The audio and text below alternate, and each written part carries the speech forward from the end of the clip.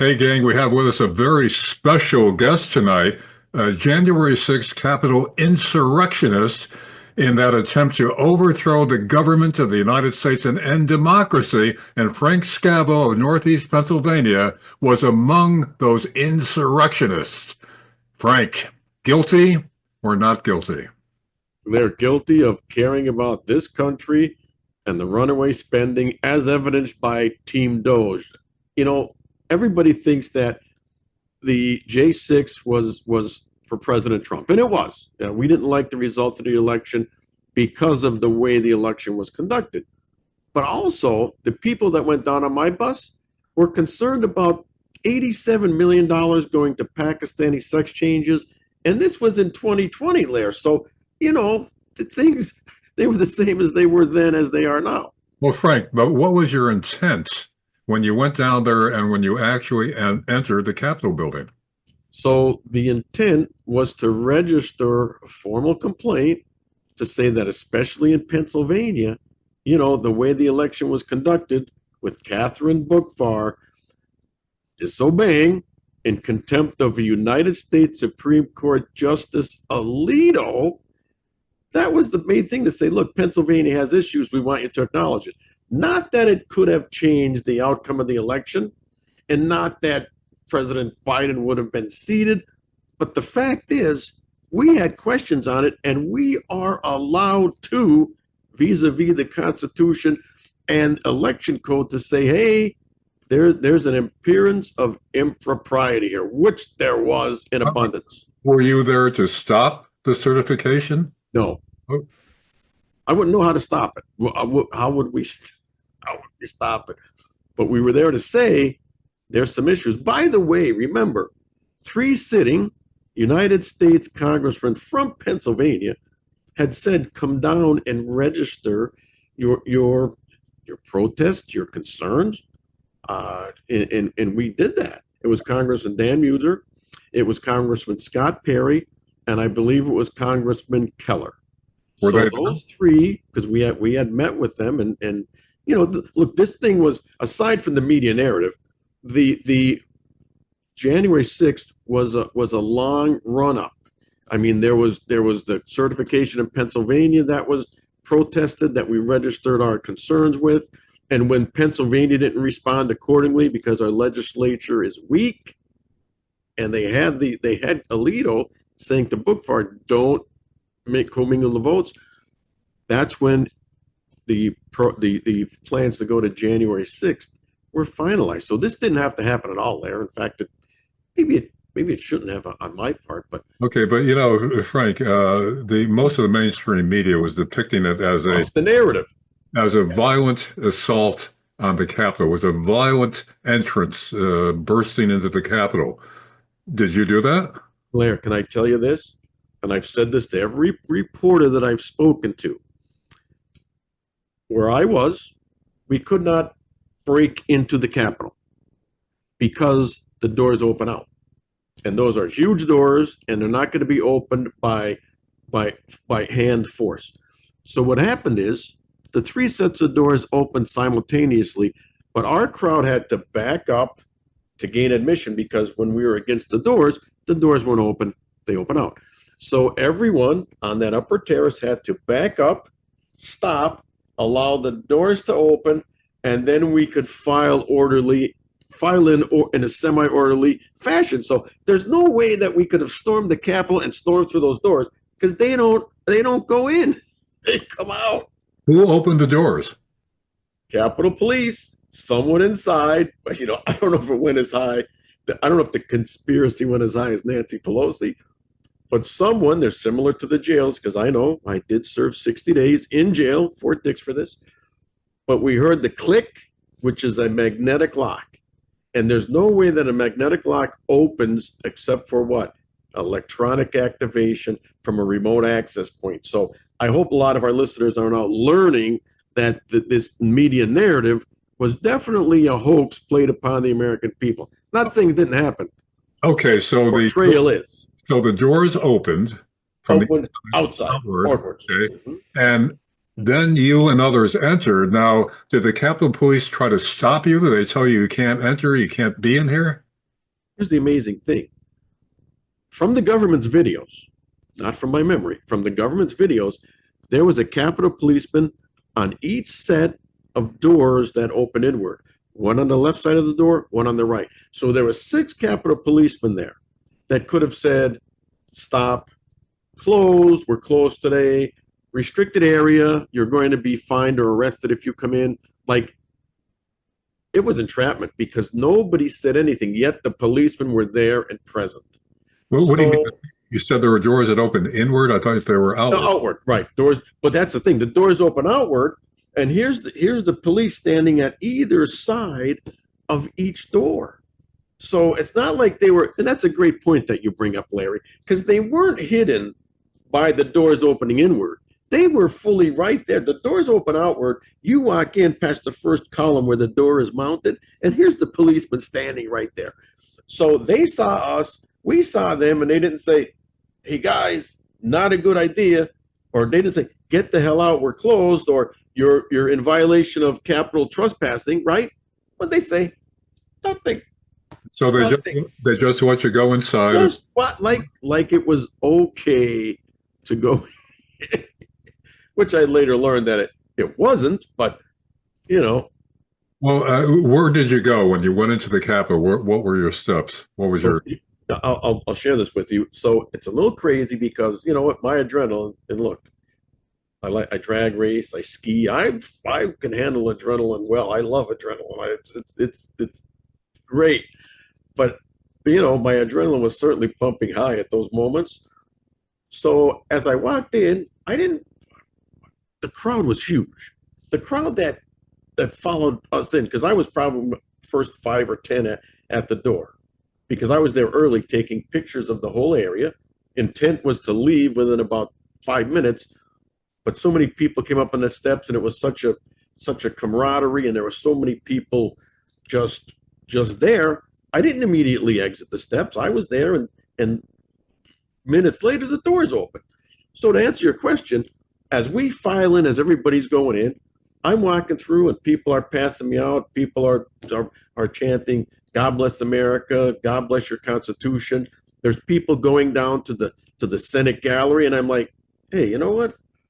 A lot of people in here, and you know, maybe I just need to get out, go to a safe space, a cooler space. So I went down the first set of steps, and I'm like, okay, by this time the crowd had rushed past me. And I really didn't understand how many people were there until I saw in the Scranton Times the picture of me coming down the steps with my cell phone. And I was surrounded by people, because after the initial throng of people went through, it was me and a couple of other guys saying, hey, you know what? How do we get out of here? Well, let me stop you there. Now, you said at some point you felt you got to get the heck out of there. Yeah. Go to a safe space. I mean, well, what triggered that? I mean, did you see anybody acting up violently? You know, why did you want? Why did you? Not at all. It was just the sheer volume of people that had entered behind me, and I was like, yeah, there's a lot of guys in there. I'm not sure if I want to be here. So it was totally just a premonition that said, you know, maybe it's time to get out. So when people went, when you were in there and the places you were inside there, you didn't see anybody acting violently. No, listen, when we walked through, it was orderly, aside from some chanting, which they fined me for. Parading in the Capitol. That was it. They tried 4 charges, but they said, look, you plead guilty to this one, parading in the Capitol, because there's another one, chanting in the Capitol. There's another one, remaining in a restricted space. Like, Larry, show me the man, and I'll show you the crime. All right, but that's what they had. There were pictures that were shown endlessly on the media. Most of the mainstream media focused on that incessantly. And it was people climbing up the walls of the Capitol, breaking the windows. So that was violent, at least among some of those people that day. Yeah, you know what, I'll tell you, right, you should not have climbed up the Capitol, scaling the Capitol walls.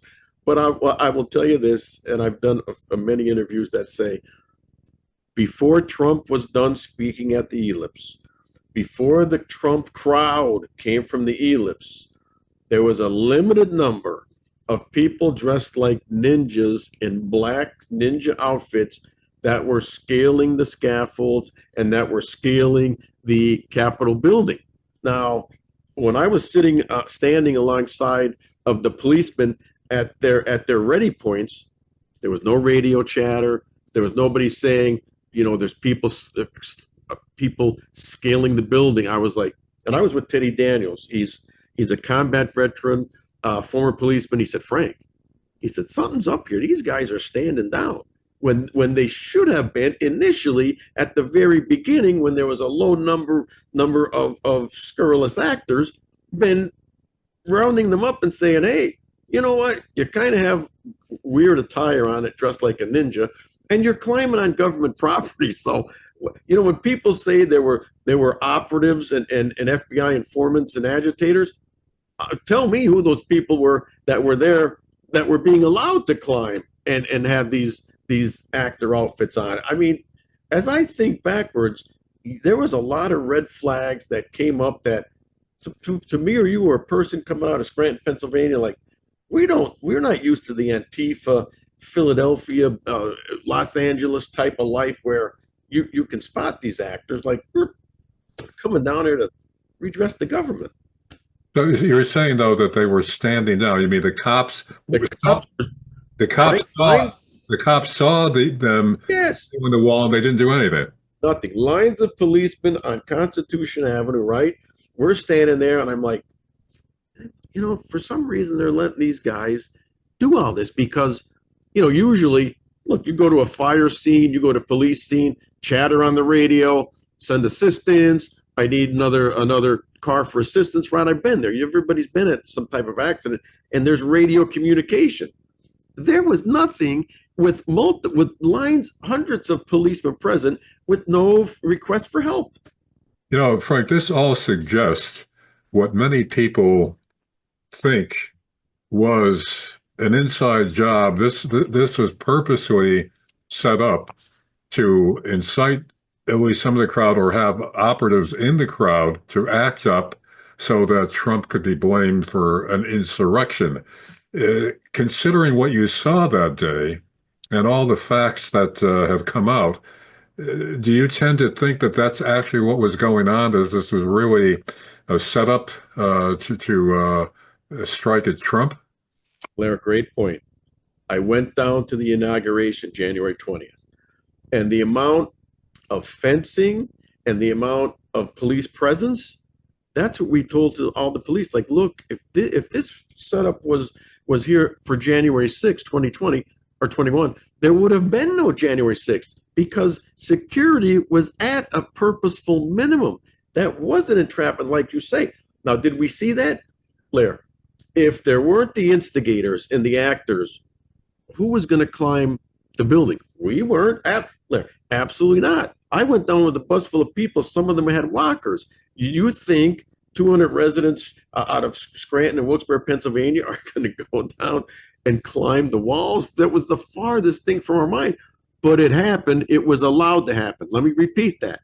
It happened, and it was allowed to happen because we weren't taking part in it. For what purpose was it allowed? You know what? It was for the orchestration to show that Trump and his supporters are no good. They're danger to democracy, like all the above. And Larry, they used that for 3 years as the narrative. Like, I don't have to tell you, it was beat into your heads by the lying, racketeering, collusional, conspiratorial media.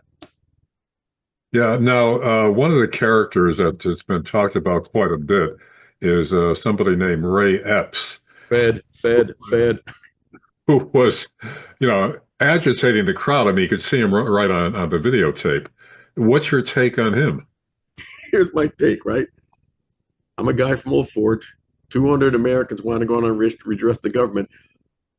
I never called for any riots or entry in the Capitol, and I go to jail.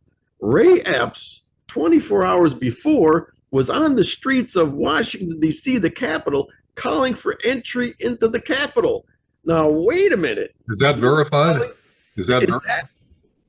He called for that. Larry, when Ray Epps was calling for entry in the Capitol, you know what the people around him started yelling? fed, fed, Right. fed, fed. You can ask everybody. I never said to anybody on my bus, hey man, we're going down and we're going in the Capitol. Here's the guy the day before saying, we're going in the Capitol. Like, no. And you know how long it took for the FBI to arrest him?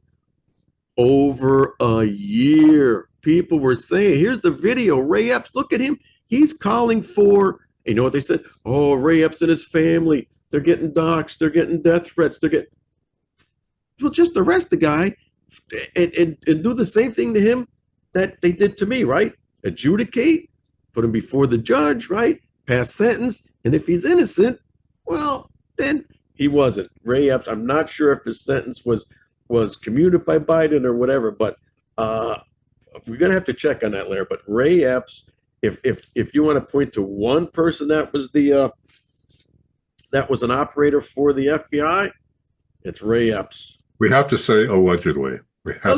Well, Larry, he was arrested. So I'm not sure if we have to say, maybe allegedly as an operator for the FBI, true. But as a J6 participant, yeah, he got some of the lightest slap on the wrist. He didn't go to 60 days in Fort Dix. All right. Well, tell us about that, Frank. Now, you were arrested and charged with what? They initially charged me with 4 charges, but I pled guilty. A lot of people said, don't plead. I said, look, it's $60,000 already in attorney's cost, $5,000 in fines, $500 special assessment. I'm done. And they have me dead to rights. They have my picture. I'm in the Capitol. I have my own pictures. So I pled guilty to parading in a Capitol building. And it could be any Capitol building because there's a lot of them. Okay, now, what were the other charges initially? You said there were 4. Trespassing. You know, I just looked up to the other day, but I don't recall them. But it's the standard that they charged everybody with. It was 4 charges to pressure you to A, plead guilty, and then B, either pay the fines or do jail time, which I happen to do both. And you got 60 days in Fort Dix, New Jersey. Fort Dix, New Jersey, which, by the way, let me just inform our viewers. Susan Sarandon, the Hollywood movie star, has done the same thing I did multiple times, parading in the Capitol, been arrested, handcuffed, and dragged out of the Capitol. I left after 8 minutes on my own. Susan Sarandon was in there for much, much longer and multiple times. So nothing. When I went to jail, Larry, Fort Dix, you know what the guy said? He said, man, they said they don't put people in jail for a misdemeanor. I said, bro, you mess with the government, they're going to put you in jail for anything. So they do not jail people for misdemeanors. The J6ers were prosecuted, persecuted, and jailed for misdemeanors. And Sarandon didn't receive any jail. No. She probably didn't even get a fine. Okay, but what were the conditions like in the atmosphere there and the attitudes of your jailers in Fort Dix? Well, when I reported on Fort Dix, it was President's Day. And since it's a union-run business, right, most of the professional guards weren't there. It was the ham and eggers. So when I went in, they didn't give me the shoes, they didn't give me the clothes. I mean, it was haphazard. But I looked at the guy and I said, look, that's okay. I said, because I'm going to the camp. Because remember, the Department of Justice in my plea deal said, Frank, we're going to recommend 14 days home confinement. Okay. Well, the judge gave me an upward departure. Judge Lamberth, he's the same guy that sentenced the shaman, Jacob Chansley, to 42 months. And at my sentencing, which is a good point because you got to know the chilling effect of these federal government and judges. I told him, I said, Judge, you know, on that day, crossed some lines, but I said, in the end, I could not enter. I don't have a key fob. I don't have a key. The doors were open for me. He stopped me right there. He said, Mr. Scavo, with a Southern drawl, because he's a judge from Texas, a Republican Reagan appointee, but he was mighty mad. And he said, Mr. Scavo, the last guy that told me that the federal government opened the doors for them, I sentenced him to 42 months. Now, I knew this judge. It was Chansley. So you know what I did? I shut the hell up. Why? because I'm not going for 42 months. And he said, I sentenced you to 60 days. You should have known the gig was up. At that point, my attorney, Ernie Prey, was like this. The AUSA, Seth Manero, was like this. And nobody said a word except for my wife and son who were present. They said, we told you you're going to jail, Frank. And I was like, oh, Jesus. So then Evan Corcoran, who ended up being Steve Bannon's lawyer, said, Judge, now remember, I got sentenced on RF Kennedy's or JF Kennedy's assassination day. So Evan Corcoran said, Judge, can Mr. Scavo at least report after the holidays? Because this is right before Thanksgiving, Christmas. And he said, I will grant you that. So I, like I said, got sentenced. It was November 21st or something. And I reported to Fort Dix President's Day. So I spent 60 days there. Now, your question was, what was it like? It's not the place you want to be. And Fort Dix is an old Army base, so it is definitely nowhere nice. It's not like old windows, old cots, old beds, old mattresses, ceilings that are caving in because the ceilings. And here's some inside. They used to call the skinny guys in jail Spider-Man because they go up into the ceiling through the air ducts. And that's where they'd make whatever their hooch or whatever else they were doing. So the ceilings were kind of caving in because they'd go up there and the ducts would cave in. And they were never repaired. So this is jail life. So, it was an experience. It's not someplace you want to be. Some of the rooms had heat. Some of them didn't. The water was terrible. The showers were terrible. It was dirty. Bugs crawling around. So it's jail. If you want to take a project, you should look in the U.S. jails and look. I know you hate the people that go in jail, but I have a different outlook now since I was one of them. And most of the guys you met in there, nonviolent, selling some drugs on the street. And if we gave them a proper education in our schools in America, they probably wouldn't be there. They'd probably be working for a regular business, IBM or something. So, yeah, it was a tough role. How was the food? Food, this is funny. Before I go in, my sister gets the menu for Fort Dix, and she looks and she goes, hey, we're Italian. She goes, they have garlic bread. So I look on there and here's the menu. It says, yeah, there's garlic bread, right? Here comes the day that the garlic bread is coming. And the food was bad there. And I usually didn't eat it. So I lost 15 pounds. I worked out. I did 1,000 burpees and sit-ups a day, which right now I do 0. But while I was in there with the guys, we did that. There was nothing else to do. So here comes the day the garlic bread is coming. And the guys are like, hey, they call me Franco. Hey, Franco, you want that garlic bread? There, it's a freaking hot dog bun. No butter, no seasonings. It's a hot dog bun. I'm like, yeah, you want it, man? Wow. It was crazy. Like anything that you see says, oh, like the jail's okay. No. They just print that. There's no such thing as a garlic bread in prison. It wasn't a country club jail. No, it was high carb. Like it was a high carb diet, and you know what? Lot of filler. Like it wasn't good. How did the guards treat you? What was their attitude? You know what? Most of the guards were okay. They're in there doing their thing. A couple of guards were like, hey, man, we understand. We would have been right there with you. Like, and then some of the other guards were like, that I'm not going to say anything. That wasn't, not Capitol building. So, it was probably half and half, but it was okay. Nobody had a vengeance. They said, you're the first of your kind here. Well, there, I think I was number 47 to take the plea deal. I saw how much this was costing, and I'm like, you got me dead to rights.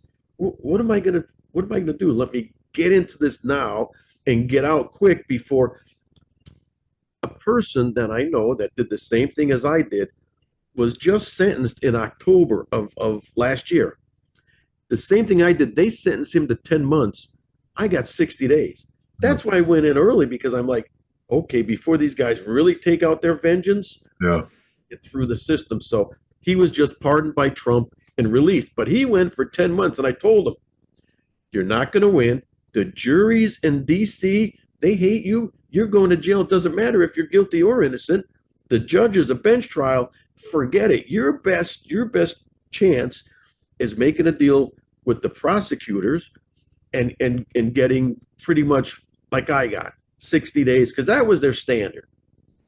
Now, you've been interviewed quite a bit, but your hometown newspaper, Scranton Times, there haven't been many favorable reports from the Scranton Times on Frank Scavo, correct?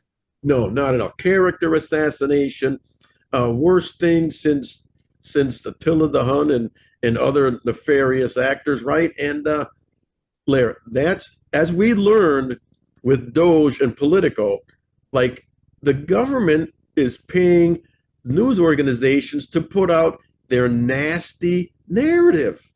Is the Scranton Times on the payroll, or they just do it for fun? Well, there's one columnist in particular who's always giving you a hard time. We don't have to mention him by name, but everything is negative whenever you're mentioned. And he is a true leftist, true character assassin.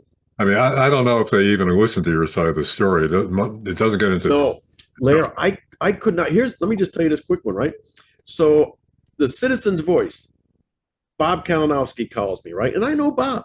For those not in the area, explain the Citizen's Voice and where that. We have one newspaper with 3 divisions. The Scranton Times, which is under the editorial leader. They're the editorial leaders for the Citizen's Voice, Scranton Times, and the Standard Speaker in Hazleton, 3 of our larger cities in Northeast Pennsylvania. But it's the same editors. So they publish the same news stories for Scranton, Wilkes-Barre, and Hazleton under different newspaper names. So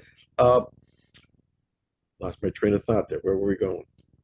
With about the character assassin. So same editors, all 3 newspapers. So they're directed. I talked to Bob Kalinowski, the reporter, and we're talking. Okay, Frank, and I saw what. And Bob is not the same character assassin that the opinion writer is. So I'm talking to Bob, and it's a 20-minute conversation about things other than like, okay, so once you're out, what's going to happen and everything. I said, well, you know what? When I get back, you know what? We'll get back to normal. I'll be going out to the restaurants with my wife, with all this stuff. And I said, yeah. I said, you know what? I said, in the end, we'll be back. Okay, 3 words. We'll be back. 20 minutes of discussion. You know what they print in the article? Frank Scavo says, we'll be back.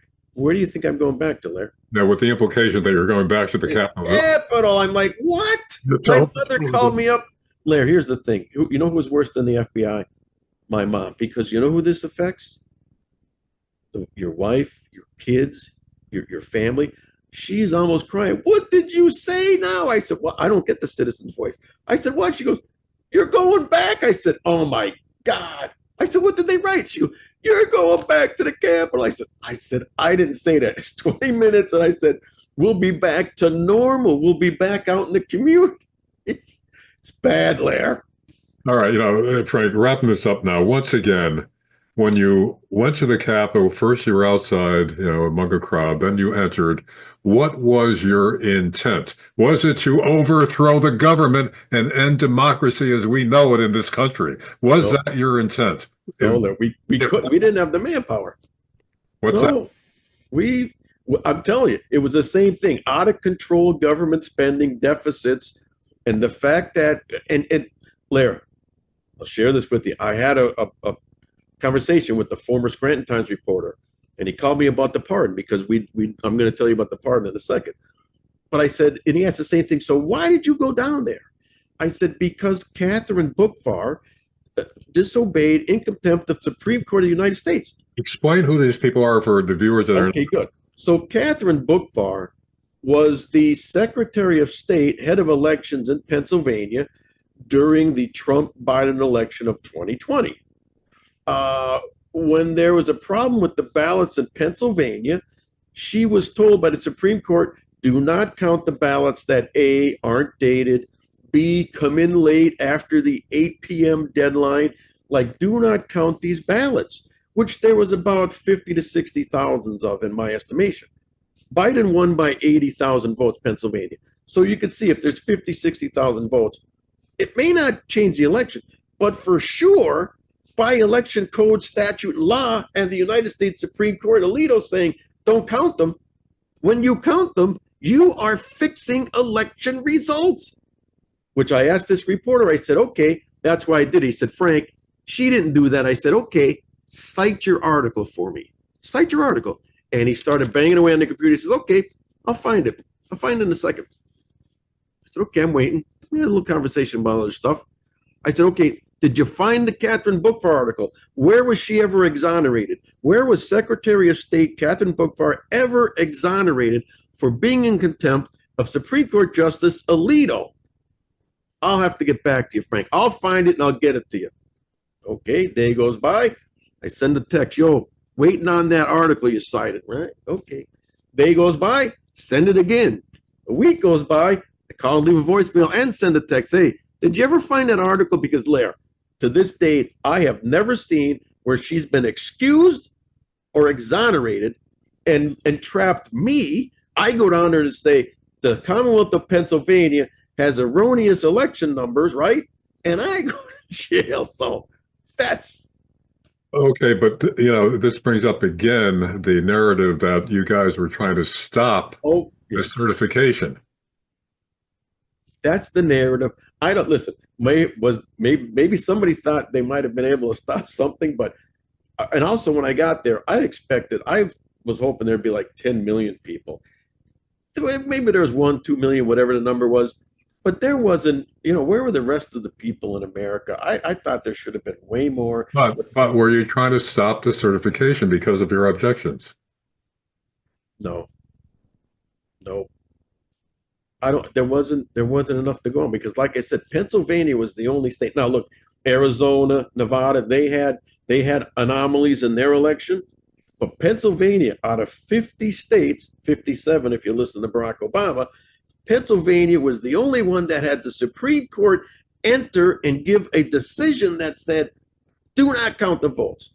The other 49 states, the Supreme Court did not get involved, but in Pennsylvania, they did. Now, maybe they consider me dangerous for citing this fact and remembering it and still speaking about it. I'm sure there's a reason why the Scranton Times wanted to assassinate my character, but it remains to this day. All right, but again, Frank, just to clear this up, you went down there with the intent to protest, or as some of the narrative is, that you guys are actually trying to put pressure on them to actually stop the certification. Protest. It's up to them to stop the certification. We the people can't stop the certification. It's the people that we elected, the congressmen. It would be in their purview. So can we as citizens stop the certification? No, we would have had to take a different course. But we wanted our elected officials to especially Pennsylvania, to question. Maybe they couldn't stop it. Maybe they couldn't end it. But certainly to raise the objection that, hey, listen, Pennsylvania, we had issues. So even though it doesn't turn the election, please note them. They didn't. So you wanted to make them aware of this, but not by actually bursting into the Capitol and stopping the proceedings on the floor. No. And that's that, Lair? So maybe that's where these alleged operators guided the crowd, because I will admit to you, and I didn't see any violence like this, but those people that were breaking the windows and, if you love your country and you're concerned about all this stuff, and somebody winds you up and pretty much directs you in that direction, which I would consider entrapment, then you know what? You're going to have some of those people fall prey to those. And could it happen? Yeah. Do I believe it happened? Pretty much. But where I was at, it wasn't that way. Yeah, I mean, there were some wackos. They showed a guy with a horse and all that, with the guru, they called him, or whatever. And that was played up a lot. Like that was typical of all you guys that went. Yeah. But you didn't see it. All you did was walk through, right? Walk through and walk down. And, listen, Kenna, WNEP, TEGNA, the ABC broadcast affiliate, sued for my video because it was capital evidence, and my videos from me are all on the internet, so you could look at my stuff. It's there because Tennis said to the U.S. attorneys and the Department of Justice, that's public record. We want it. It's used in this guy's trial. And I said, go ahead, use it. I mean, you'll see that from my standpoint, there's nobody with clubs, nobody rioting. Maybe there's a guy chanting, defend the Constitution, defend America, but there's nobody that's assaulting anybody. The biggest thing that I saw when I was in the Capitol, I saw the Capitol Police, those Capitol Police detail with the body armor and the skinny shift commander that had the white shirt and the tie that were there when Ashley Babbitt got shot. I saw those guys at the end of the hallway, and I said, hey, I'm not going that way. I turned around, and that's when I asked the other police that was there, how do I get out of here? So, you know what? Orderly. And by the way, for those who may have forgotten some of this, Ashley was one of the protesters shot by a Capitol policeman, who, by the way, I was involved in an incident earlier for which I guess he was not reprimanded, where he left his loaded gun in the Capitol restroom. It was the same guy who shot her. Detective Robert Byrd. That's who he is. And you know what? It's going to come out because there is a civil suit against Detective Byrd for that shoot. It was a bad shoot, unarmed person.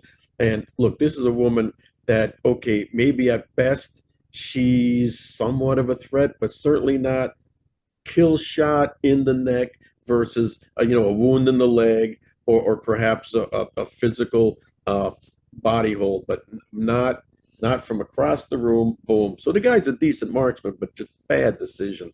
But also the mainstream has been saying about some of them are saying like 3 cops died. Not on that day. You know what? And 1 or 2 of them were suicides. So, who knows? Maybe they knew the fact that, look, this was somewhat of a setup. Somewhat. I mean, there's so many things that will now, since President Trump is elected, Larry, there's been a change. That there's more of a free flow of information. Dr. Simone Gold, America's Frontline Doctors, just did an interview with Jordan Peterson, and she refutes everything I say. She must have been somewhere to the right of me, but she states the same thing. We had to back up. The doors opened out, and people filed in a orderly, semi-orderly fashion. So, did you say she refutes it? Refutes. Well, she not refutes. She refutes the narrative. Yes. Yeah. It certifies what I say. And one of the cops who died, wasn't it from some sort of asthmatic attack days later?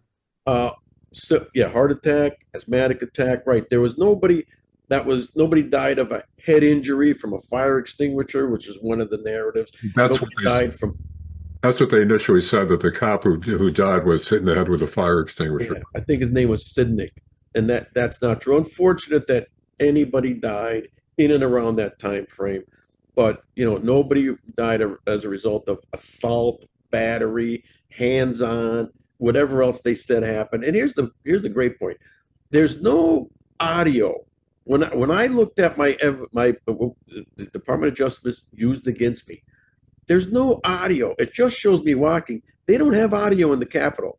Yet ABC News added that audio and the flashbangs and all the chanting and rioting sounds to their broadcast. So they are definitely fake news because it's not there. It's not part of what the government does or has. They're not capable of sound in the Capitol. Wow. Well, Frank, I mean, wrapping it up now, what did this teach you? And what do you see is ahead for the country and democracy with Trump's second term? Well, the first thing I want to do is thank President Trump for the pardon. And yes, even pardoning the Proud Boys, because there's the prosecution, there's people that get out of jail in 90 days for assault. There's people that don't even go to jail, and yet these guys were in jail since January 6th. So thank God President Trump got in. I got the pardon. It's more important for those people to be out of jail than it is for me to get a pardon. But I like the pardon. It's more for public perception now, and for my wife and family. For me, look, you know what? I did what I did, and I will be there for my country. I won't cross the line and enter a building unless I first now say, hey, you guys open for business, can I come in here? So I probably will not follow the crowd, but I'll be there to redress my government. And I will make sure that they understand what my thoughts are and the evidence I have as to preserving these United States. So I think with Trump now as president, you're going to have more freedom of the speech. You're going to have more truth out there. You're not going to have censorship. You're not going to have the media being paid to lie to you. So the American person, the American citizen, is going to be able to make a better decision in voting because they're not going to be lied to and coerced and collusioned and racketeered into voting for a party that may not represent what they want. So it's all going to be better, Larry, from Doge, from Social Security, from I don't care what it is, from the foreign policy of the United States and in Israel and Ukraine, or it's just all going to change for something that now we could understand, something we can afford, and something that has American interest at heart. Because a Sesame Street in Iraq, there's no American interest in that. The Ukraine, like, where's the American interest? Like, what?